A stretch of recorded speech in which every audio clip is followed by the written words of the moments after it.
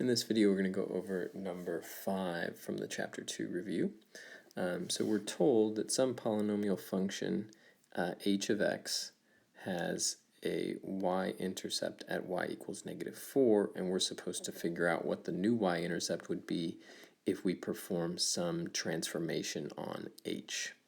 And so we really just need to think about, okay, well, what does this transformation do? And what effect would that then have on the y-intercept?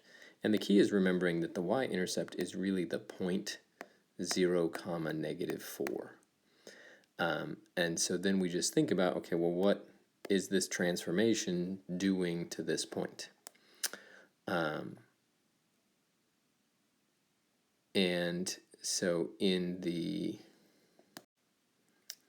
first example here, we have h of x plus 2. And that's just going to be, it's outside the function, so that's going to be a vertical shift of 2 units.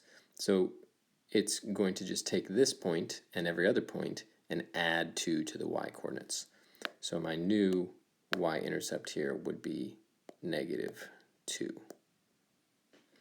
The next one is outside the function again, so it's a vertical transformation. So that's going to multiply all the y-coordinates by 2 and leave the x-coordinates unchanged. So now it's going to turn that into -8.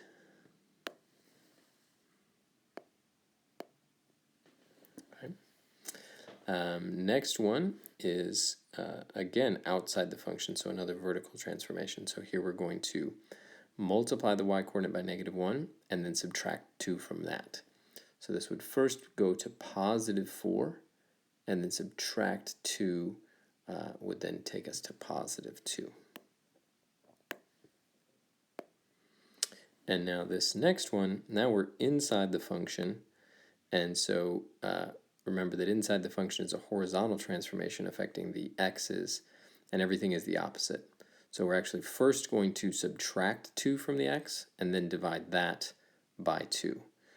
So that would take this point and turn it into subtract 2 from the x would be -2, and then divide that by 2 would be -1, -4.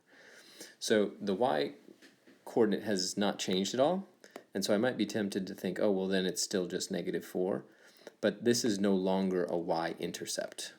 If it doesn't have an x-coordinate of 0, it's not a y-intercept by definition.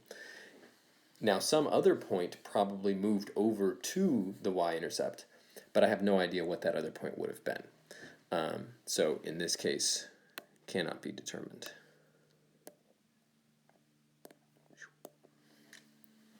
We just don't know. We know that what used to be the y-intercept is no longer the y-intercept, but we don't know what it is now.